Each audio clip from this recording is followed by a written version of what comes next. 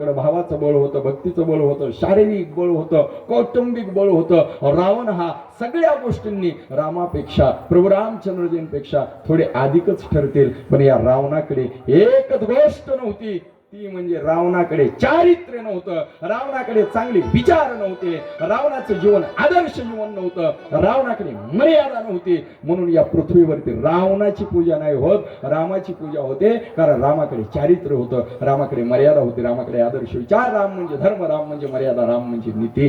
निघाला विषय, एक प्रसंग सांगतोच महाराज मी तुम्हाला, निघाला विषय म्हणून बोलतोच.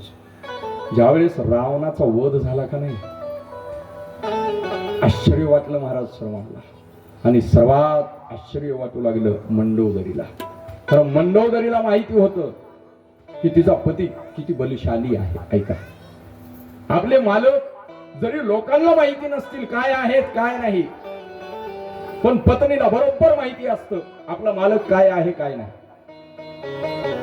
मंडोदरीला माहिती होतं की रावणाचा मृत्यू झाला ही साधारण घटना नाही. रावणाला ज्यांनी मारलं, मंडोदरी म्हणाली मला एकदा त्याला बघायचं आहे. कोण आहे तो महापुरुष? रावणासारख्या बलवान माझ्या पतीचा वध केला आहे. असं काय आहे त्या महापुरुषामध्ये की जे माझ्या पतीकडे नव्हतं? एवढा माझा बलवान पती असताना रणांगणामध्ये मरून पडलाय.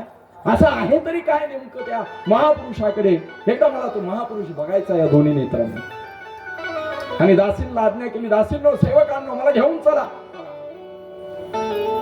जिथं माझा पती मरून पडलेला आहे तिथं. मला बघायचा आहे तो महापुरुष. कोणत्या महापुरुषानं माझ्या महाबलवान पतीचा वध केलेला आहे? मला एकदा या नेत्रांनी त्या महापुरुषाला बघू. आणि मंडोदरी रणांगणामध्ये आली. मंडळींनो ऐका, रणांगणामध्ये मंडोदरी आली. मंडोदरीची पालखी खाली ठेवण्यात आली. प्रभू रामचंद्र बसलेले आहेत एका दगडावरती. काय करत होते प्रभू रामचंद्र? दगडावरती बसून डोक्याला हात लावलेला होता प्रभू रामचंद्रजींनी. चेहरा उदास झालेला होता प्रभू रामचंद्रजींचा. आणि प्रभू रामचंद्रजींचा विचार एकच सुरू होता, आपण हे काय केलं? एवढा विद्वान मनुष्य हा, भावबळ ज्याच्याकडे, कौटुंबिक बळ ज्याच्याकडे, धनाचं बळ ज्याच्याकडे, पण एवढ्या विद्वान मनुष्याला, एका ब्राह्मण राजाला, रावणाला मला मारावं लागलं. याच्यासाठी प्रभू रामचंद्र उदास झालेले आहेत, विचार करत होते.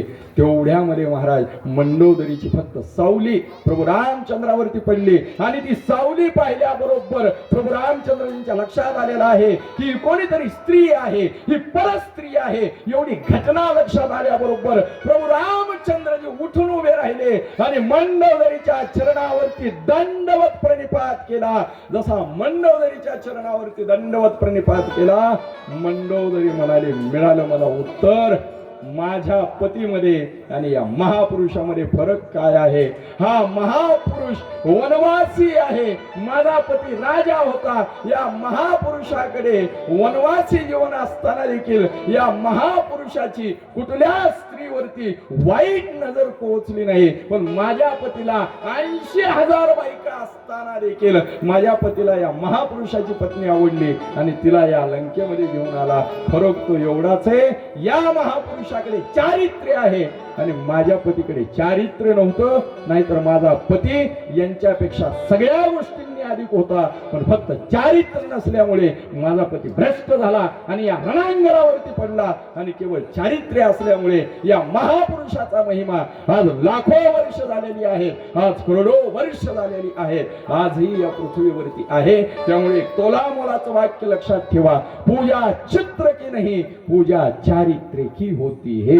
त्याच्यामुळे चरित्र माणसाचं व्यवस्थित असलं पाहिजे. चरित्र रामचंद्रजींसारखं असावं. कृष्ण कळणे अगोदर कोण कळाले पाहिजेत आपल्याला?